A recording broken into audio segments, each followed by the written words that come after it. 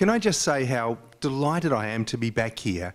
I think this must be my third visit to the Seattle Town Hall, and every time I come I have this fantastic sense that this is a really unique institution. I do a lot of public speaking around the world on climate change to different groups, but this one here is really special. It's got a vibe about it, it's got deep roots into the community, and I really get the sense here that when we come together to discuss big issues like climate change, we're starting to build the kind of the social machinery we need to really get change. So I'm just delighted that you've all braved the weather, which I understand is going to take a turn for the worst a bit later, and come out tonight to talk about climate change.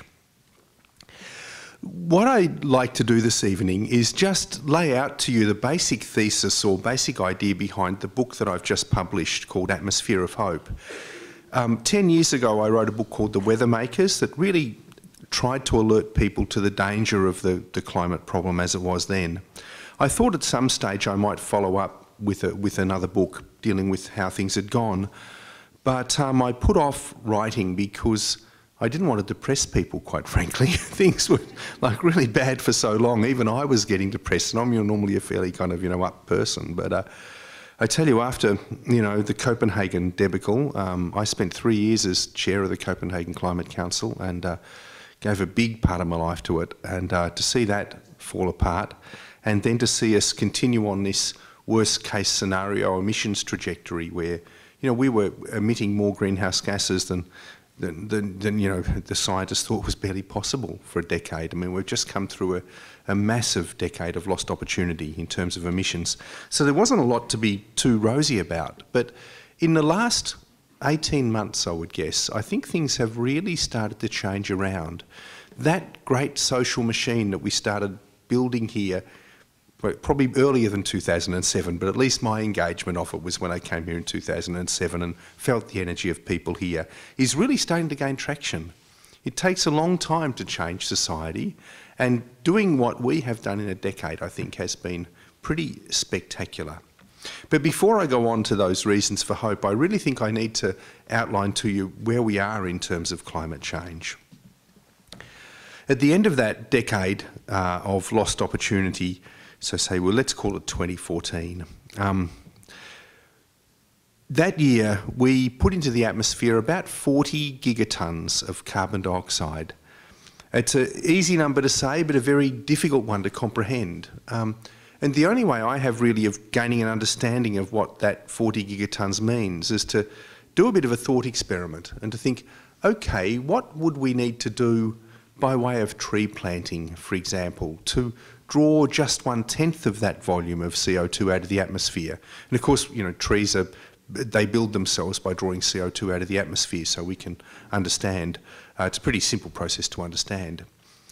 So if we wanted to draw just 4 gigatons of carbon dioxide out of the atmosphere, what we'd need to do is to plant an area around about the size of Australia with forest. And Australia is just a little bit smaller than the contiguous 48 states of the USA. So we'd need to set out and plant an area of forest the size of New York State every year for 50 years, reforesting Australia. And at the end of that 50 years, we would have drawn out, on average, in any one year, 4 gigatons of carbon dioxide.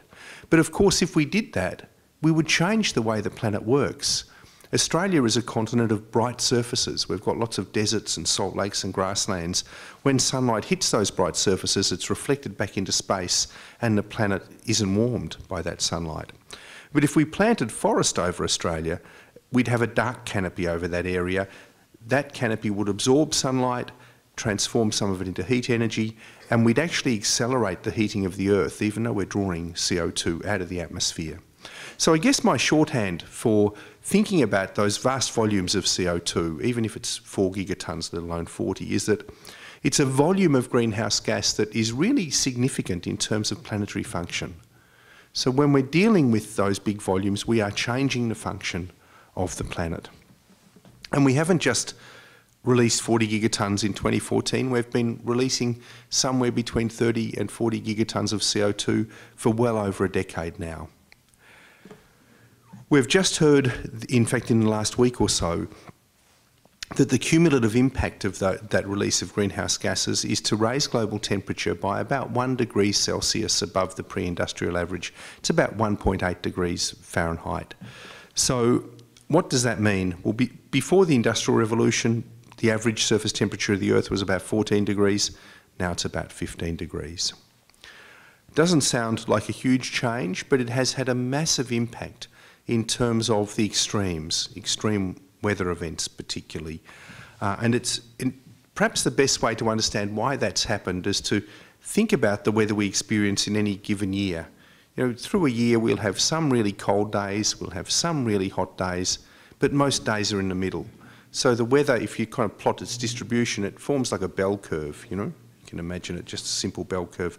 Shift that bell curve a bit to the right towards the hotter end and imagine what happens to the hot weather end. You get a lot bigger area falling under the very hot end of the bell curve. You get some of it even sticking out beyond where the bell curve was before, so that's your record-breaking hot weather.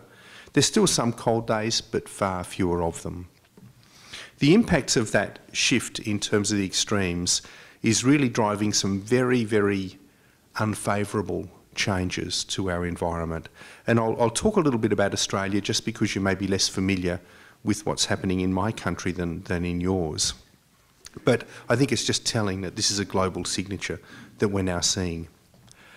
One of the most disturbing aspects of the current climate shift we've seen, particularly in Australia, is the onset of heat waves of an intensity and a duration and a frequency that we just haven't seen before. The reason heat waves worry us so much in Australia is because they are our #1 killer. Natural killer, I should say. You might read about sharks eating people in Australia. I think 11 people were eaten by sharks off New South Wales this year. That's terrible, but it's small beer compared with what happens in terms of heat waves. In my city of Melbourne, which has been severely afflicted by heat waves, one particularly well studied, one in 2009, killed 400 people in addition to those who would have died naturally over just a 4-day period. And they're typically older people or sick people or very young people or people who live with economic disadvantage just because they can't afford to get shelter in those very, very hot conditions. The heat wave problem is building to the point where last year it interrupted Melbourne's greatest moment, really. We host a sporting event called the Australian Open Tennis Championships. Does anyone here watch the Australian Open? Yeah, right. There is no other topic of conversation in Melbourne when the Australian Open's on. That's all that people are interested in. They're incredibly proud of it. We built this enormous, great stadium. It's quite a modern one to house the championships in. And last year, climate-induced disaster struck. We had a 3-day heat wave where temperatures were above 42 degrees Celsius for 3 days consecutively. That's up, I don't know the exact calculation, it's up above 110 Fahrenheit. The temperature in the courts, however, peaked in the low to mid-50s, which is really in the danger zone. And clearly Rod Laver Arena wasn't built with climate change in mind, even though the scientists have been warning for decades we were going to have heat waves. The people who built the stadium decided they didn't need to worry about that. But anyway, the consequences came home last year because during that heat wave, we had 1,000 spectators treated by paramedics for heat stress, and they weren't in the hottest part of the court. Finally, play had to be suspended, and I don't know, you know, this is a big, big sporting event. You can imagine what the contracts involving distribution rights and broadcasting rights and sponsorship rights and things. There's hundreds of millions of dollars tied up in this stuff. So that had to be suspended because the players were in danger of their lives, or in danger of dying. Now, I remember I got called up by the BBC, who, you know, they don't take notice of climate change in Australia very often in London, but they did when the tennis was disturbed, you know, because suspended. And the guy said, look, can you tell me, is climate change responsible for this or not? And I said, well, look, we don't know yet. It's just happened. We haven't been able to do the science. And he said, oh, there's no story then. We're not going to bother reporting it. Oh, that's great, right. So about 6 months later, when scientists had done the incredibly painstaking work of gathering all the data, doing some simulations in their computer models to see what they get. And what they did was basically did two lots of computer runs. One where they included every factor known to affect the climate in southern Australia, except the human emitted greenhouse gases, and the second run they included the greenhouse gases. So they did 12,000 runs without the human impact. Only one run in 12,000 produced the sort of conditions that we actually saw on the ground in Melbourne during the Australian Open. When you include the greenhouse gases that we've put into the atmosphere, that becomes a commonplace outcome. So we were able to say that without the human impact on the climate system, we wouldn't have had that heat wave. It's the first time in Australia, at least, where we've been able to tie a specific event to and attribute it directly to climate change. You know, before that, we had to hedge our bets a bit and say, well, climate change is an influence, but may not be the whole story. We know now that in that things are getting so extreme, and using that methodology, we can say that we were responsible.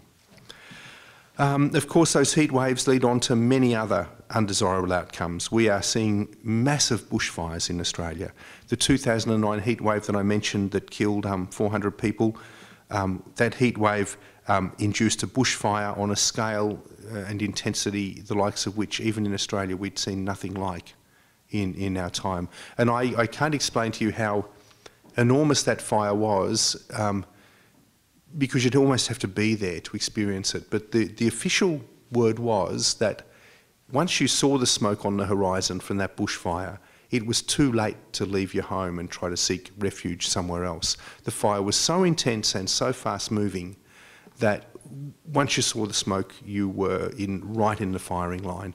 We would have lost many, many more firefighters had the fire been slower, because it was so fast, it beat the firemen to where they were headed. If they were in place, ready to fight it, we would have had massive casualties. As it was, we lost 150 people in that bushfire.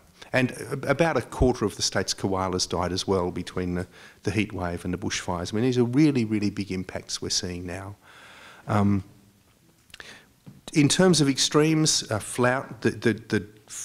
flood and drought cycle, Australia is a land of drought and flooding rains, there's no doubt about it. But in Queensland, in the last few years, we've seen the most incredible events. In 2012, 80% of Queensland was declared a flood disaster zone, 80% of the state. Incredibly large numbers. In 2013-14, 80% of Queensland was declared drought-stricken. So, I mean, we're used to having droughts and floods, but not like that. I mean, we just haven't seen that sort of thing before. In terms of other impacts, all of this greenhouse gas is acidifying the ocean, and it's warming the ocean very considerably. Australia's Great Barrier Reef is suffering. Already about half of the Great Barrier Reef is dead as a result of those factors, plus land use and various other things. But it's really, that environment is really under stress. I won't talk about other parts of the world just to save time, but you know, I think wherever I travel, I meet people now who understand climate change as a lived experience, whether they're farmers in Australia, people in Africa, subsistence farmers in Africa, people in Europe or people in the US. People have got direct experience of how the climate has changed. I don't need to show graphs anymore, people know it.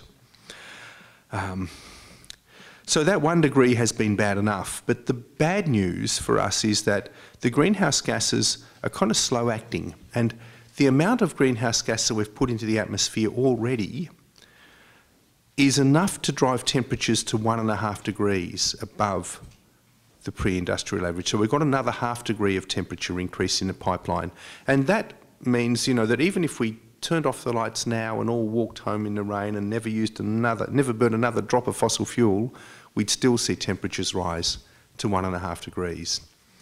That is really bad news, because the climate impacts from an increasing temperature aren't just linear. There are break points in the system. One of the ones that I worry about particularly is the fate of our Great Barrier Reef in Australia. It's an area the size of Germany. It's one of the most beautiful habitats you'll ever see. But the scientists tell us that it simply cannot survive 1 degree of warming.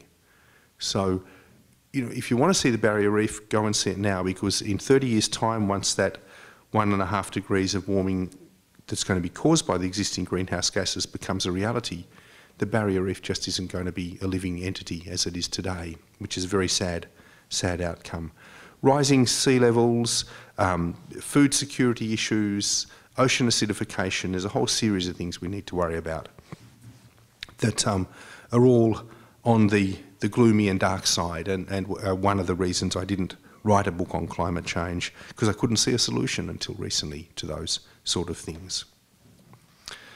And I should just add that, you know, with the meeting in Paris that's happening in a few weeks' time is going to get us off that worst case scenario emissions trajectory. We're heading straight towards 4 degrees or more of warming by 2100 now, given that scenario. Paris will get us off that and get us sort of halfway towards the 2 degree mark. You know, kind of, you know, 2.73 degrees. There's some disagreement about the precise figures, but it'll be somewhere in that range. So it's a step forward, but it's not going to get us to a solution.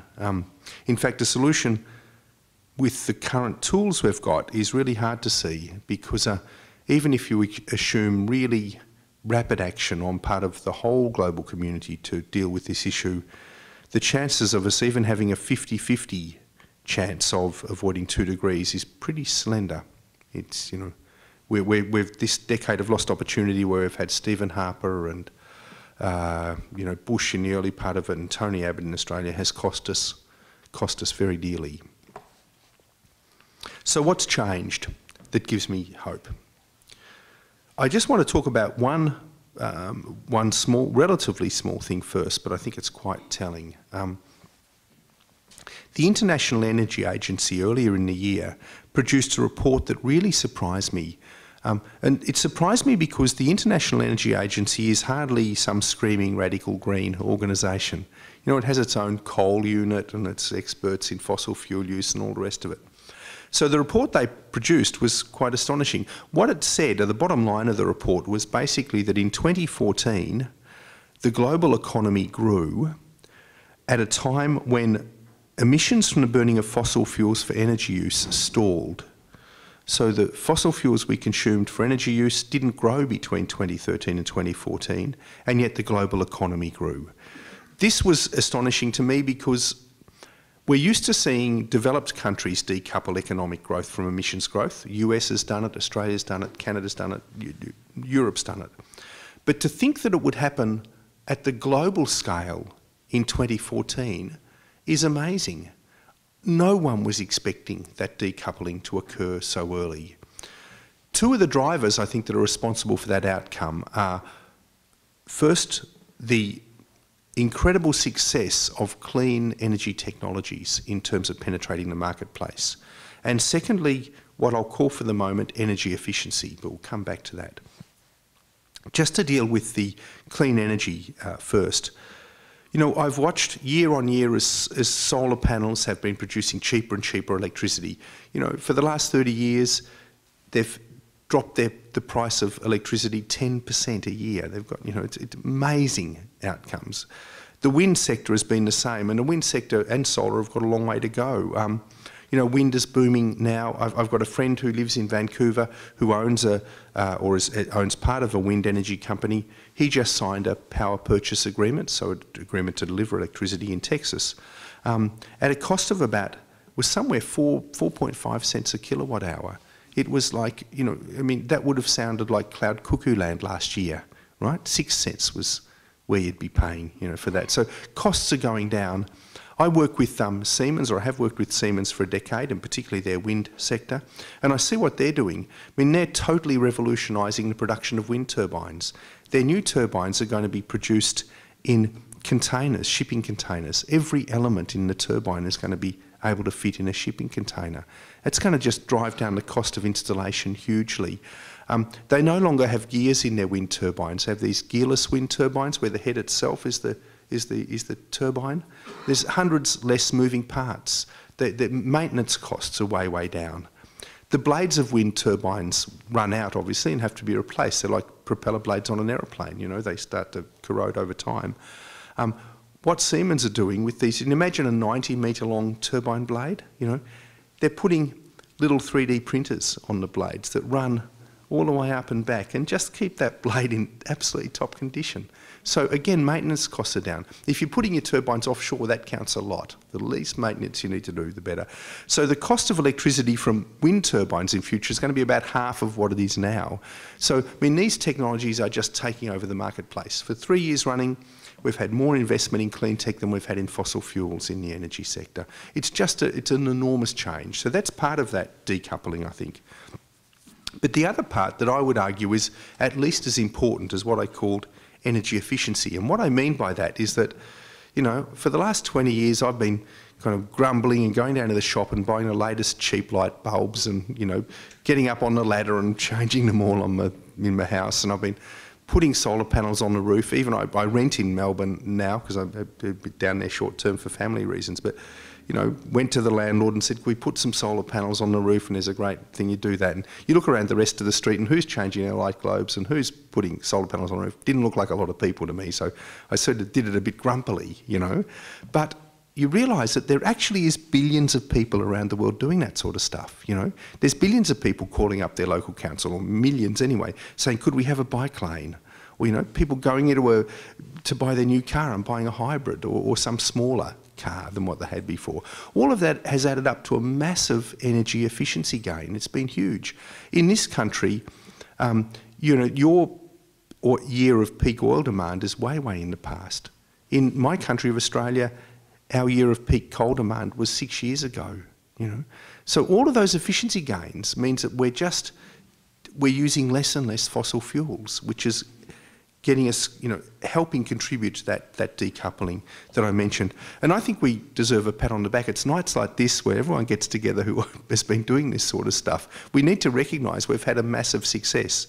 As kind of tedious as it is doing all of those small things that seem to not add up to anything, they've actually added up to a huge outcome in my view. So I think that's really important. 5 years before the Paris meeting agreement will start to take effect, which is 2020, we're seeing this decoupling. It might just buy us some time that we didn't think we had to get below 2 degrees. But as I said, there's enough gas in the air now to take us to 1.5 degrees of warming, and I really hate that. I hate that fact. I really do, because it's going to cost me my barrier reef and my children the opportunity to see that marvellous thing. And my third cause of hope really came from a meeting that I had in 2007 with Sir Richard Branson. He had read The Weathermakers and invited me to Necker Island, where he has a house, and wanted to talk about climate change and what he could do about it. Back then, I was pretty optimistic we were going to get a good outcome at Copenhagen and we'd be able to get on top of this problem. Richard didn't believe that for a second. He just said, "I just don't think that humanity is capable of doing what needs to be done to avoid the problem." He said, "What I'd like to do is to set up a prize for technologies that have the capacity to draw enough CO2 out of the air to make a difference to our climate future." So we ended up calling it the Virgin Earth Challenge Prize. It's a £25 million prize, and it's for technologies that have the potential to draw 1 gigaton of carbon out of the atmosphere per annum. Now, when he set that up in 2007, I agreed to be a judge on the prize panel, but I was very pessimistic that we'd get entries that would amount to anything. 8 years later, we've had 11,000 entries. I've looked through them, I've carefully evaluated them, and I have become totally convinced that this approach of drawing CO2 out of the atmosphere is going to be an indispensable part of our future. One of the things I found frustrating was that this wasn't being recognised anywhere. That we didn't even have a name for this basket of technologies before. You know, some of the approaches people would refer to as geoengineering, others to agricultural practices and so forth, but there wasn't a name. So when I wrote my book, I thought I'll coin a name for this. I'll call it the third way. The reason I call it the third way is that the first and most vital way is reducing emissions. We all recognise that. That's what we've got to do. The second way, however, is geoengineering, but geoengineering in really damaging ways. And I can see that the second way will be used if we dally much longer in this. And let me just explain the sort of geoengineering that people are considering at the moment. One of the options, and probably the cheapest and most widely favoured option, is to inject some sort of sulphur-based chemicals into the stratosphere, which is, 12 kilometres or so above our head, up where the jetliners fly. If you do that, you have an instant effect cooling the planet. We know that because large volcanoes sometimes erupt sufficient sulphur into the stratosphere to cool Earth, and we get these years without a summer. We know that happens. There's enough research being done on those options to show that it's really quite cheap. There's a few people who are probably living within 20 miles of us now who could individually fund a geoengineering proposal like that would change the climate of the Earth. It's not that expensive, and there's probably more than one that could do it. So we know it's cheap. We know it's instantly effective, right? Really does lower the temperature straight away. So if you're facing some dire problems related to temperatures, you can fix them. The third thing we know about the second way, geoengineering using sulphur and so forth, is that it is incredibly dangerous. It's dangerous because it has the potential to change Earth's weather circulation patterns. So we know that if you put sulphur into the stratosphere, you will affect the South Asian monsoon. There's 1.4 billion people who depend upon that monsoon for a living. We know that the productivity of crops will decline. It's what's happened in years without a summer in the past when the sulphur's gone up naturally. And we know that underneath that sulphur, the problem of climate change will just keep festering away. The CO2 will keep increasing, the oceans will acidify, the very basis of life itself will be eroded. And if anyone decides that they've got to stop putting the sulphur up precipitously for any reason, the rebound in the climate system is likely to be extremely dangerous. The bad news is that there are a number of government agencies worldwide working on geoengineering solutions. The government of China alone has 4 major institutes or 4 major research groups working on these geoengineering solutions. China is likely to be quite severely affected by climate change, and China is run by technocrats and engineers who understand that problem very well, and they're hedging their bets. So the second way is something we want to avoid. The third way technologies I outline in the book are really different from the second way. They're all characterised by approaches, methods or technologies that strengthen Earth's self-regulatory system by pulling excess CO2 out of the atmospheres in ways that the Earth system already uses, or in ways that basically simulate or mimic the way the Earth system operates. So it's dealing with the problem at base. I want to explain about some of those 11,000 solutions that we've seen in the prize, and also some others that have come in subsequently. All of the approaches, all of the third way approaches really fall into 2 basic categories. One is, I can call the biological pathways.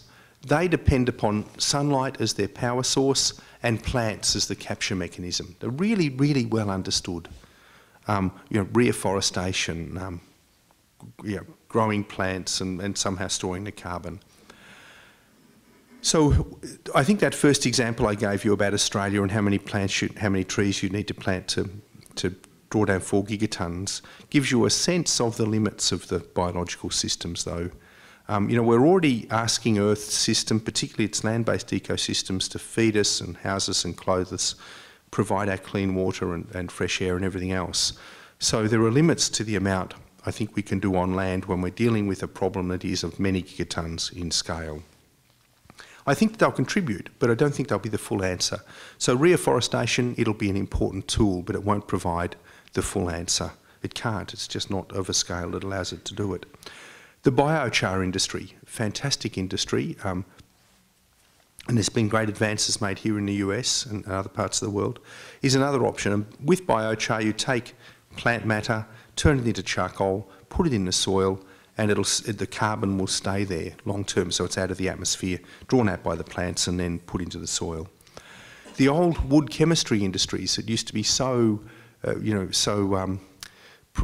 prolific in this country might make a comeback. Before we had the petrochemical industries, we got all of our plastics and many of our other chemicals from the old wood chemical industry. Chemists knew how to take cellulose and various other plant products and make a lot of valuable products from them. It may be that we'll start doing that at scale. Maybe that'll get us some gigatons, but it won't get us anywhere near where we need to be. You really have to leave the land surface and go to the oceans if you want to have great opportunity in terms of this. But with that great opportunity comes a vast increase in the unknowns and the uncertainties. The seaweed that grows off the coast here in Seattle, that can grow at the rate of 0.5 metre a day. It grows 30 to 60 times faster than any land-based plants. And there was a great study done last year suggesting that if we could only cover 9% of the world's oceans in seaweed farms, we could draw down all of the atmospheric CO2 we put up in any one year. So offset completely the current emissions. And also, because the seaweed takes CO2 out of the atmosphere and buffers the ocean waters and makes them less acid, we could grow enough high-quality protein in the form of fish and seashells and prawns to give 200 kilograms per year to a population of 10 billion people. So I thought, that's fantastic. This sounds like the silver bullet that we've all been looking for, you know. But then I started looking into the problem a bit and thinking about it a bit more seriously. 9% of the world's oceans turns out to be a not insubstantial area. It's about 4.5 times the size of Australia, to be honest.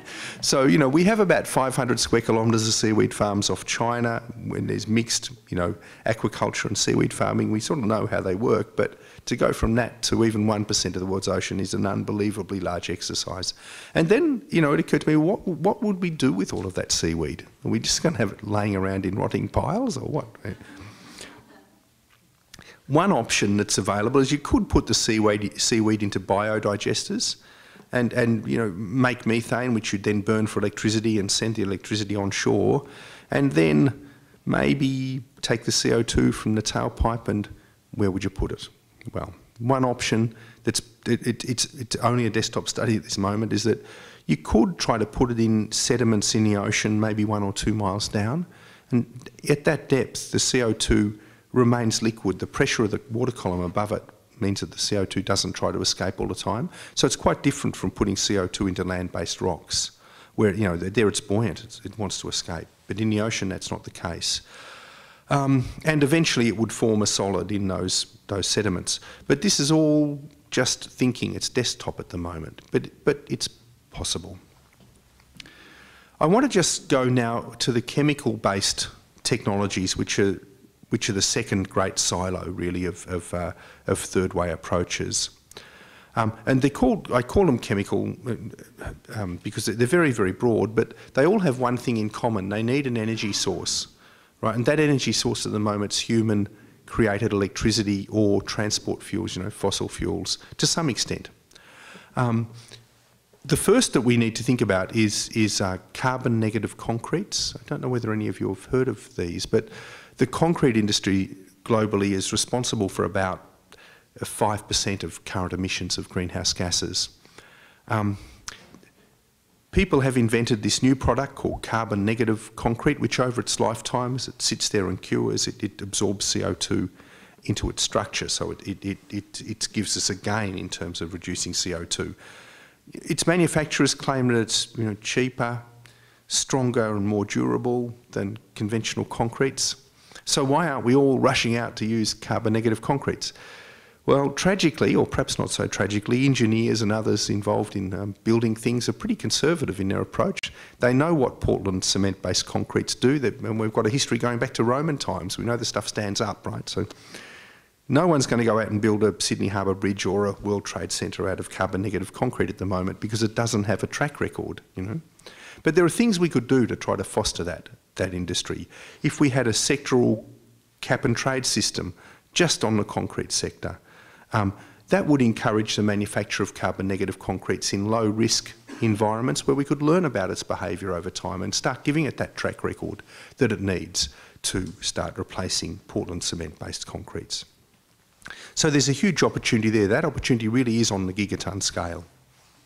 A second opportunity in the chemical pathways involves a particular rock type called serpentinites, and I suspect there's quite a lot of serpentinites in this area. They're rocks that form at the mid-ocean ridge, and over geological time they get incorporated, some of them at least, into continents and become just part of the, you know, landscape around us. As those serpentinites weather, they capture CO2 from the atmosphere, and it's a really important part of nature's way of getting rid of CO2 out of the system. If you could quarry and grind up 5 or 6 gigatons of serpentinite, you'd capture 3 or 4 gigatons of CO2. So it's quite a substantial amount. But of course, the way we quarry things today, you've got to, burn fossil fuels basically to drive those trucks and then drive the hammers. It'll break the stuff up, or the mills that break the rock up. But serpentinite is not just a kind of a desktop study. There is a company in the Netherlands at the moment who makes roofing paint, who includes serpentinite in their roofing paint and sells carbon negative roof paints. Great idea. Never going to add up to a gigaton, but it's a good start. But there are people who are thinking, well, why don't we grind this stuff up on scale and use it to replenish beaches, use it as a substitute for beach sand? Because in an active environment like that, it'll start sequestering quite a lot of CO2. Other people think we can use it in playgrounds or as a soil amendment. There's yet others who think maybe we could use serpentinite in the smokestacks of shipping, so that you could capture CO2 from a smokestack, but then drop the serpentinite into the oceans where it'll continue to absorb CO2 out of the ocean water. There's a lot of options there. And I think the greener that we can make our energy sector, the more prospective these opportunities look. You don't want to be burning fossil fuels to capture CO2, but if we can green up our electricity generation and our transport, then I think there's some real opportunities. The other options they're kind of much more prospective, but I do want to just cover off on them. I've held in my hand a little mobile phone cover made of plastic that was created out of atmospheric CO2. I know it's probably the most expensive mobile phone cover in the known universe. In fact, it certainly is, but it exists. People are making plastics out of carbon dioxide drawn from the atmosphere. There's capture mechanisms that are very well known. We can incorporate the CO2 into products. It all takes energy, of course, but those plastics are solidified atmospheric CO2. They're a great way of getting CO2 out of the atmosphere and storing it. If every bit of plastic we created today was made out of atmospheric CO2, you would need to double world plastic production to pull a gigaton of carbon out of the atmosphere. That's about 4 gigatons of CO2. But it'll contribute, I think, over time. Just in the last 2 months, we heard about another fantastic breakthrough, the manufacture of carbon fibres from atmospheric CO2. Now, here in Seattle, you've got to know about carbon fibres. Boeing uses them in their Dreamliner, as the skin of the aircraft. They'd be more widely used if they were cheaper, right? But they're expensive. This technology of creating carbon fibres out of atmospheric CO2 is reported to be able to create those fibres at a fraction the cost of current production methods. Some estimates may be a tenth the cost. That's a massive breakthrough, because once carbon fibres get cheap enough, they'll start competing head-on with aluminium and steel, and they're both really energy and carbon intensive sectors. So they're taking a problem, atmospheric CO2, and turning it into a very powerful solution. I think, who knows where that'll lead, who knows, it's just a bare announcement at the moment, but I think there's real potential there. At the other wacky end of the scale, I need to mention this, but the South Korean researchers about 6 weeks ago made an announcement that they had discovered a way of activating used coffee grounds to capture atmospheric methane, right? Something I never occurred to me in my whole life could be possible, but they have done it.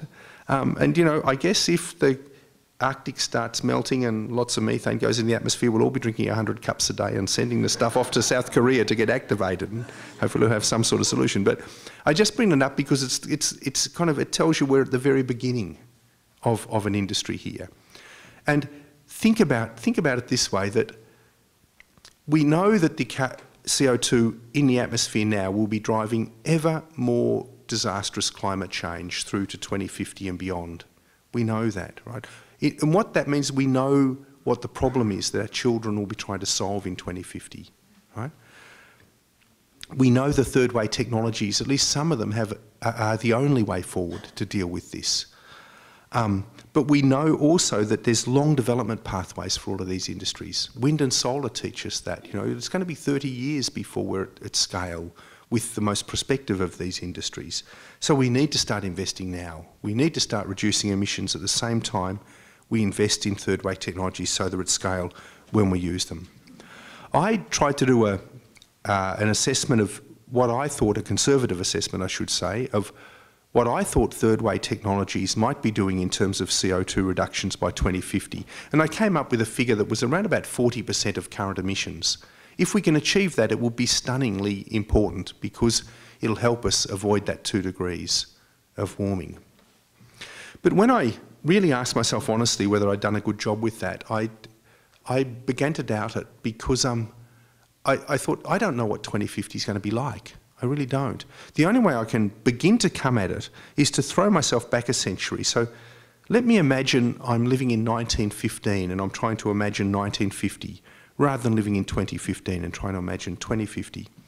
And if you do that thought experiment, it's very interesting because in my city of Melbourne in 1915, horse-drawn power was the power on the streets. There may have been a few very early motor vehicles, but horse-drawn power was doing most of the work.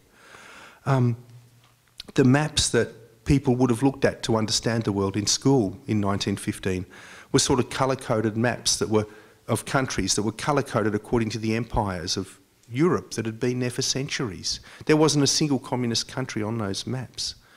You know, the war that was being fought, and my grandfather fought in the First World War, the war that he fought was being fought with cavalry charges in 1915, in part. There wasn't a single tank on a battlefield anywhere in the world in 1915. There was a few biplanes flying up, you know, around the place, and they were used for surveillance, but the generals were saying, oh, they're not really as good as the cavalry surveillance we used to get in the good old days, you know. So imagine that mindset, and then imagine 1950. Nuclear weapons, jet aircraft, half the world living under communism. To someone living in 1915, that would have read as science fiction, right? The changes were just too vast. So when I think about 2050, I think about it in those terms, but also with the knowledge that social, technological and environmental change have all accelerated this century. So when I did a conservative estimate of what might be happening in 2015, I have to admit to myself, I think it is really well and truly conservative. I suspect we will be astonished by what our children will do in 2015, and they'll do it with tools that will utterly transform the total economy. The opportunity that's been created with the tech boom and the green energy boom so far will look like small beer compared with the challenge the third way presents, because we can count the outcoming gigatons. We know the scale. We know how broad-based these technologies are. They cover almost every sector of the economy. And we know that, you know, if we want to reduce atmospheric CO2 by just 1 part per million, that's 18 gigatons we've got to take out of the atmosphere. You know, we're already pretty much at 400 parts per million. We know that we started the Industrial Revolution at 280 parts per million. The scale of the challenge is massive, but I have no doubt that the third way can deliver real outcomes. So thank you very much. I'll finish there and take questions.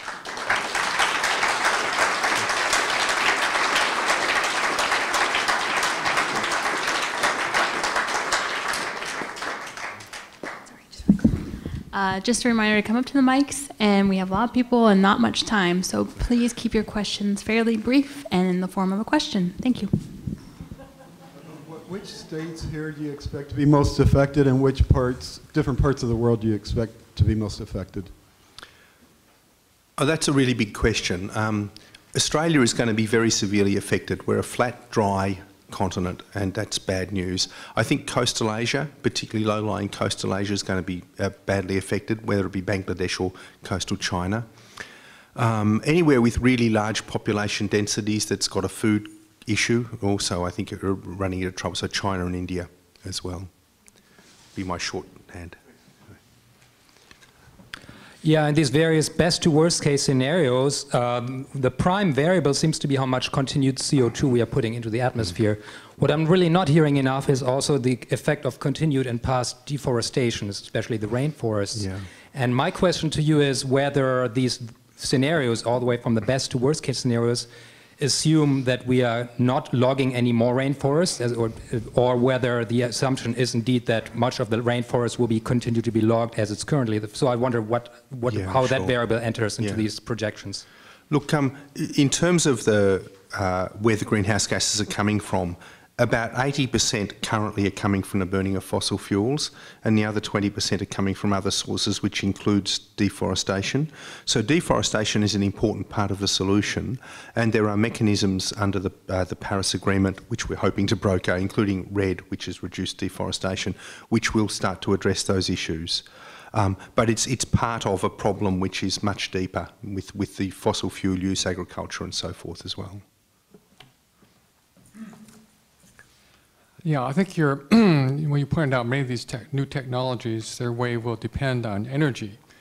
And when I look at the world and I say, well, yeah, if we had lots of cheap energy on a global scale, say something like nuclear fusion actually working according to its original promise, then we could do all these things. But a lot of us are pretty skeptical that it's going to happen. And can solar and wind and geo and all those things actually scale up in an economy which is where the fossil fuels don't even exist? There we have biofuels, a few of these things. Right now, we're building this stuff on top of a fossil fuel economy. So how do you see we can actually make this energy there on a cheap scale when you don't have this previous superstructure to keep it going? That's a great question. And look, I've got a little bit of expertise in that area because I worked with Siemens on their Sustainability Advisory Board for a decade, and Germany really is in the lead of dealing with that question. What they've made a pledge to do away with nuclear power and to do away with fossil fuels. And so they're right now kind of working out how that's done. The national plan is called the Energiewende, energy turning. And they're looking at the whole grid. So how do you create these distributed grids? What are the sources of energy? What do you do with excess energy when you have it? How do you manage demand? Can you switch things off for very small periods of time across sectors in ways that has no impact on production or whatever you're doing with the energy, but saves you from spikes in demand? What's happening with electric vehicles? How do they work in? And there's a lot of detail in that work. I'll just give you a few examples. They've modelled what would happen to Germany if every transport vehicle in the country was electrified. How much extra demand would that add to the system? Turns out it's not very much. It's only about 20% additional demand, but you're getting this massive storage opportunity coming off the back of that. All of the smart grid stuff, turning things on and off, that's already a reality. There's enough wind and solar in Germany now that they have what they call wavy baseload. So there's always some power in the system coming from those sources because they're very widely distributed and it's either sunny or windy somewhere across the range. At times when there's a lot of electricity in the system, there's some very interesting things happening. Some companies are taking up that very cheap electricity and using it to experiment with ways of getting CO2 out of the atmosphere. How do we turn CO2 into products? As I said, you need energy to do that. But the University of Hamburg and Siemens and others are now looking at that. Now, one experiment that's being done at Hamburg is taking a weak solution of CO2 in water, putting an electric current through it and seeing what you get. And you get some very, very interesting things. So I think when we think about this transition, it's not just cost, but also opportunity. And I think the German experience shows us we can do it. It can be done, but it'll be an utter change in the way that we use and supply electricity. Thank you for your optimism. I hope it's warranted. Well, me too. One thing I saw in a recent Scientific American publication that I had never seen anywhere before that seems to perhaps it might fit in your third way is if, and apparently this is possible ultimately, is to treat our food crops, to change them from being annuals to perennials. Mm-hmm. And somehow this would be a tremendous carbon sink. And I've only seen this in one place. I was wondering if you'd heard about it and what you thought about the idea. Yeah, look, that is the basic concept is one of the foundation stones of an Australian government initiative that I can talk about in some detail. It's called the Carbon Farming Initiative, and what the Australian government is doing is rewarding farmers with financial rewards for the promotion and of perennial plants. And the reason they do it is that the root masses of perennial grasses are so massive for many of them, and they constitute an absolutely massive carbon store.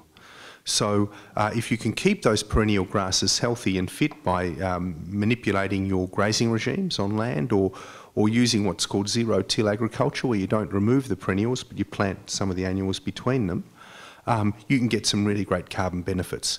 So I don't know about the, I guess, genetic modification of annuals into perennials, but I know that the general principle of using perennial grasses to store carbon is a sound one. You didn't mention population growth at all in your talk. How big a factor do you think it will be in future CO2 levels, et cetera? Sure. Do you think it's worth approaching as a separate item itself? Yeah. I think in this country we've just been told by the Pew Research Organization a couple months ago, we should be looking at by 2065, in 50 years, a 110 million population increase in this country, which is our whole population essentially west of the Mississippi River. Should we be alarmed enough to do something about it? Look, I think population is a big issue, and we should be alarmed about it at the global level. We know what the solution is to, or part of the solution to the population issue. You know, we know that if we give women in developing countries access to better economic opportunities and to the medical resources that they need and better lifestyle, that they have fewer kids. We've seen, the latest data from Ethiopia shows that that's happening. I mean, a decade or so ago, Ethiopia had, I think, an average birth rate of 7.7. It's now down around 4 because things have improved in Ethiopia. So we know how to solve the problem. We need to focus on doing that. But that is only part of the population problem. You know, the projections from demography are that by 2050 we'll have a population somewhere between 8 and 10 billion. Now, if we really get on top of this issue of bettering the lives of women in developing countries, it'll be closer to 8. If we let it go, it'll be closer to 10. So that's part of it. But a big part of that growth too is just people are living longer, and that's, we can't ask people to get off, you know. I mean, that's something we're kind of stuck with. So I think the population's going to grow. It'll be up 8 or beyond.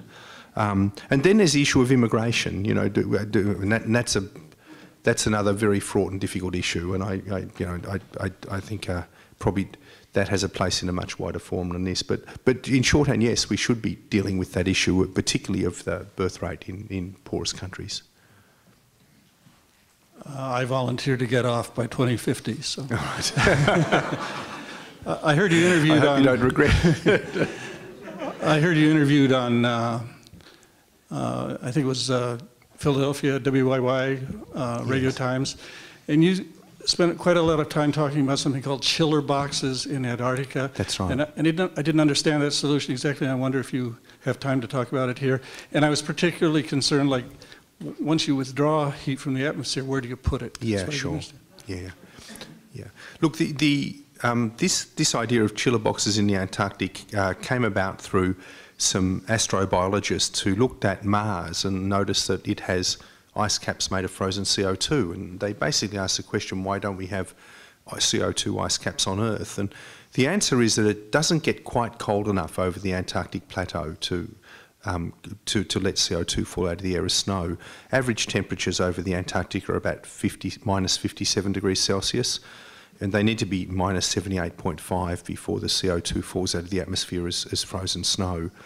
But it does get down to minus 90 occasionally in Antarctica. So, you know, when it gets cold, it'll snow CO2. Unless the CO2 is buried, it just sublimates again and goes back up into the atmosphere. So the idea these scientists had was to say, let's build some really big chiller boxes, say 100 metre cubed, dig a bit of snow out under them, and power them using wind power, because we know that wind power works in the Antarctic. It's already used at the research stations in Antarctica. And you know, you'd need about half of the installed wind power currently existing in Germany to draw a gigaton of CO2 out of the atmosphere using this method. So the idea is you chill the air in a chiller box a few tens of degrees beyond what it is now, let the stuff fall out as snow, and then bury it with ice, and it would just stay there as a captured CO2 effectively. You know, this is a desktop study so far. We don't, you know, there are so many questions around it. You know, you wouldn't know where to begin to think about it. But I do think that my initial response was negative, right, to that. I thought, you know, the Antarctic's the last wilderness. I don't know whether I want chiller boxes and wind turbines all over it. But I thought that sounds so NIMBY. It's like not in my backyard. And you know, the cost of that might be that by 2050, my kids and your kids might be desperate for solutions to get CO2 out of the air. And unless we've done the due diligence at least to see whether this is possible or what the downsides of it are, we may deprive them of that opportunity. So in the book, I argue that we need to really investigate this and see, is it feasible? Are there downsides to it? How would we go about doing it? What are the costs? What are the legal ramifications and issues? Unless we start doing that now, we won't have that technology mature by 2050 if we really need it. So I just think we need to do due diligence on it.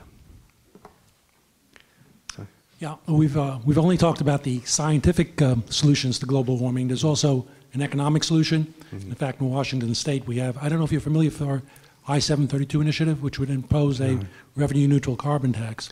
Oh, We're the first fantastic. state to do it, and British Columbia is already doing it successfully. Yeah. Do you believe that at some point the world, or at least enough countries in the world, will realize to attach a cost equal to the damage being done in a tax-neutral way? Absolutely. Look, I do talk about that in the book a bit, I just do a basic thing. It says, how much does it cost on average to get CO2 out of the atmosphere? You know, given our current situation, it's reasonable to assume $100 a tonne for getting it out on average across all of these approaches. So shouldn't we be charging $100 a tonne to put the stuff in, you know, as a cost, as a tax base? I think that's kind of reasonable. But, you know, and in terms of BC, I'm very familiar with that approach because I met Gordon Campbell as he was considering that, and we had a discussion about it. And the way they did it was so smart. It was good, you know, give people the money back through a tax break. The Washington State initiative is exactly modeled on that same approach. Yeah. Well, I think if you can do that, it is brilliant. We introduced a carbon tax in Australia and didn't do that give back, or that very transparent give back. And the carbon tax was repealed. We're the only country on earth to have repealed a carbon tax or a price on carbon. I've got to say to my shame. So I do think that it's very smart to give people, cut a cheque and let them see it in the mail. That's what they're getting back for this. Yeah, or just as long as it's transparent, a way that people can see that they're getting that back. Thank you for being with us. I'm Bill Leedy, the Leedy Foundation, Juneau, Alaska. The question about perennials, some of the best work is being done by the Land Institute in Salina, Kansas, and our family foundation has funded them for many years. Fantastic. Let me ask you the same question I asked Chris Field at a climate change seminar at Stanford 3 weeks ago. Humanity has limited resources of capital, expert labor, land. How should we allocate, we humanity, our resources among mitigation, adaptation, and geoengineering? Wow, that's a very, very good question. When you deal with it at that really broad level, I think it's hard to encapsulate, and I need to break it down a bit if I could, and to say that some of the approaches I've talked about tonight need a sectoral carbon price to work. So carbon negative concretes is a great example of that. So you impose the price and industry will start doing things. We've got a product that already exists, you know, we know that we can do that. These carbon taxes that you're talking about here, you know, particularly for the liquid fuels, for the transport fuels, which is what it does in BC, seem to be very, very effective. You know? That's mitigation. Right? Yeah, sure. Sorry, I'm talking about mitigation as I go. So they're things that we know we can do that don't take a lot of capital or resources to do. They just, you know, they happen once you put the price in place and the market starts working. I think when it comes to adaptation, I should just go on with mitigation a bit if I could. There's some sectors that need a massive injection of R&D. So I've been talking to the Trudeau government in Canada saying, you know, you're talking about a $2 billion innovation fund. You need to make it $5 billion or more, you know, and focus it on some of these solutions, because at the early stage of development, you know, capital risk is really extreme, and you need that government support. You know, we know that from looking at the building of, say, the wind industry and many of the other industries. You know, at the early stage, that's where we do need to spend some of our capital, and I'm a strong proponent of doing that. There's a later phase in that development cycle where you need something like a clean energy finance corporation. It's different to a green bank, but it's off-budget government money that's co-invested along with bank money that takes the most risky end of the loan and unlocks capital for innovation, not innovation, but for reducing emissions in the industrial processes and even in agricultural processes. So there's a role for that, and that's pretty easy because it's off budget, right? It's a bit of money that you just got sitting out there as a loan basis. In Australia, we've got a $10 billion fund that does that, and I'd really recommend you have a look at that if you're interested in some of the details about how that works. Adaptation is the area that's going to cost us. It really is, particularly in terms of sea level rise. I mean, how do we manage that? That is an issue where we will actually be spending a lot of money or burning a lot of capital. And it's probably, unfortunately, inevitable we're going to have to do that because we've already triggered substantial sea level rise, and it's a juggernaut. It's not something you can turn off very quickly. So I think we need to think really carefully about it. But, you know, sometimes I'm astonished by human innovation. You know, you look at what's happening in India with the loss of glaciers. You know, there's this guy up there, this doctor whose name I mentioned in the book, I can't remember his name now, but who has just developed artificial glaciers in the most simple way you could imagine to give people water. So he's just flooding shallow fields and in winter letting the stuff freeze, and then it melts through the spring and provides the water that you need. So human intellect is an astonishing thing. So sometimes costs can look forbidding, but then you get someone who comes along and thinks laterally and does it in a different way. But I'm sorry I can't answer it as eloquently as I would like to, but I think it's a very complex and interesting issue, and one we need to think more about. Thank you. Hi, Dr. Flannery. I don't think I hear very much anymore about nuclear power, but are there any countries in the world who think for the short to long-term solution that they're going to go that way? Well, there are countries. There's one particularly which is China, which has about 18 nuclear power plants under construction at the moment. And the reason China can do that is that China is a communist country. It's centrally run. So the government risks the capital, sets the rules, and then buys the electricity effectively back or guarantees the electricity price into the future. But that's very atypical of what's happening with the nuclear industry. At its height, nuclear power, which was a decade or so ago, nuclear power was generating about 17% of global electricity demand. It's now dropped to 12% and continues to drop. And there's a number of reasons for that, but one of the most important is a capital risk issue that, modern nuclear power plants, or the current generation of nuclear power plants, have to be large to be profitable. So you're dealing with a 2,000 megawatt plant. That's cost tens of billions of dollars to build. And the payback time is 50 years. That's before you even get the permitting and everything in, right? So you're tying up $10 to $20 billion of capital for 50 years, and you're hoping to get a payback price right at the end of that. And your competitors, wind and solar, are reducing cost 10% year on year, right? And also they're modular, so that if you want to build one wind turbine or just put solar panels on one roof, you can do it, right? So where's the capital flowing? It's flowing to wind and solar. A very good reason. Short payback times, modular construction. You don't need to risk all your capital at once. And so nuclear is dead in the water. Even France, which was the nuclear champion for many decades, is now backing out of nuclear power. They're closing down a lot of old plants. They're just constructing now the biggest offshore wind farm in the world of France.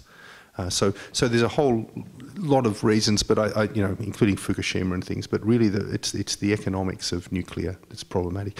People talk about fusion and they talk about these smaller reactors, very small scale, and we might have them on the market in a decade. But you've got to ask, or two, that's very optimistic, but let's assume it's a decade. You've still got to ask yourself, well, what's wind and solar going to be doing in a decade? And what are the costs going to be? Like I said, 4.5 cents a kilowatt power purchase agreement in Texas, and that's a change from one year to the next is massive. What's it going to be next year? Just have time for these final four. Very specific question, sir. You had mentioned anaerobic digesters, and then you mentioned that they produce CO2. Is that correct? Along with the methane? No, the idea for the anaerobic digesters is that you would generate methane and burn it to create CO2, which you would then capture. So you'd burn the methane to generate electricity and then capture the CO2 that resulted. Oh, I see. That's a closed circuit.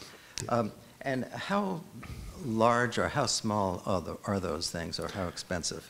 They're purely desktop at the moment for seaweed farming. Anaerobic digesters? Yeah, I mean, there's plenty of them on farm now. You know, you can see them on farm. But the ones that are thought of for seaweed, they're just conceptual. It's just a thought at the moment. It's very early stage.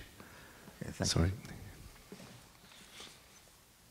Hi. You talked a lot about innovation in alternative energy and carbon capture. But I was hoping you could talk about animal agriculture, and as I've learned, it's the greatest emitter of greenhouse gases, and I'm wondering if there's any way to tackle it in terms of changing global eating habits, or if it's only a matter of capturing the carbon and methane that it emits. Sure. Look, thanks for the question. If you look at the problem where the greenhouse gases are coming from, 80% of them, so that's 4/5 of them, are coming from the burning of fossil fuels, oil, coal and gas. 20% are coming from deforestation and agriculture. So agriculture is an important part of that, and animal production is an important part. But I think animal production varies according to the species and where on earth it's done. So probably the most carbon intensive is cattle production, particularly in places like the US, where corn is grown in what appears to me as an outsider to be reasonably unsustainable ways. I might be wrong about that, but it looks to be. And then the corn is fed to cattle, so you're only getting 1/10 of the value, calorific value coming through anyway into the cattle meat.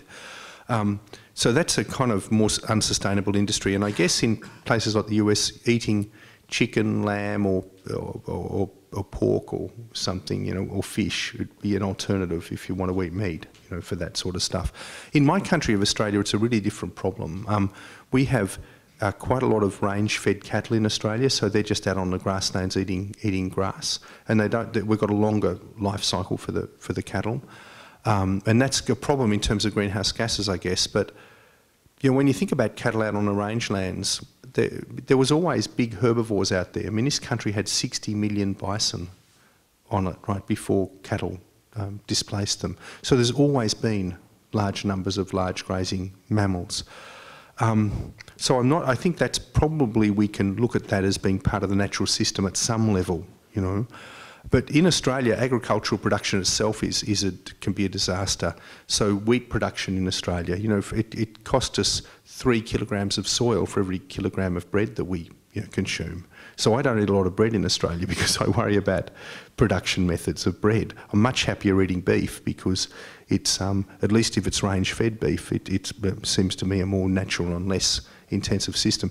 So I think it depends on the details really of production, and you have to look at it from that perspective and work out how you can then go about minimising the impacts of any of that agriculture. I'm sorry it's a complicated answer, but it's a difficult subject, I think. Hi. A little bit more of a societal question. In this town, there's been quite a lot of focus on institutions such as the University of Washington and the Gates Foundation about the importance of them to join the fossil fuel divestment movement. And I just wanted to ask your opinion on the fossil fuel divestment movement, and if you think that is an effective means by which to expedite the sort of transition and change that we need to see. Yeah, that's a great question. And look, I'm not an economist, so it's hard for me to evaluate the actual impact of divestment. You know, people in the fossil fuel industry say, oh, it doesn't matter because someone else will buy the shares. That may or may not be true, I don't know. But what I do know is that divestment movement is really removing the social licence of those corporations to operate as they currently operate. And that is hugely impactful. That's probably the biggest single thing. And I think that divestment for that reason alone is hugely powerful and important. And I think that it'll be one of the game changers, I think, in coming years. Thank you. So the Gates Foundation should divest? Yeah, absolutely. Well, even from a purely economic basis, given what's happened to share price for coal, for example, there's probably a pretty good argument there. One of the things that's struck me about reading about climate change over the last couple decades is that whenever a new prediction is made, it's usually somewhat worse or substantially worse than the prior prediction. And as we all know two things, that seeing if predictions are correct is one of the main tests of a theory. And number two, we still have over 50% of Americans that are in the climate denier category. And I was wondering if you were aware of someone who had done some type of longitudinal way of looking at this question, so we could say, well, they originally thought that the temperature increase was going to be X amount, and now it's turned out to be more. We originally thought sea level increase was going to be X amount, and now it's more. That's exactly what I do in my book. So I go back to what I said 10 years ago and update it. And you're quite right. It's pretty much the way it was. But in terms of the deniers and so forth, it's such a difficult problem. I mean, my job in Australia for the last 7 years has been dealing with that group. And it's interesting that in Australia, the most conservative voting people, so the people who in this country would naturally vote Republican and probably the Tea Party end, are kind of regional, rural people in the smaller country towns and so forth. Yeah, with climate change, we're seeing that they're the people who really do understand the impacts best. You know, we go out into regional Australia and talk to farmers, and they're not stupid. They know that they're bringing in their crops earlier every year, and they talk to their father, and it's an unimaginable difference, you know. They know that soil moisture's down.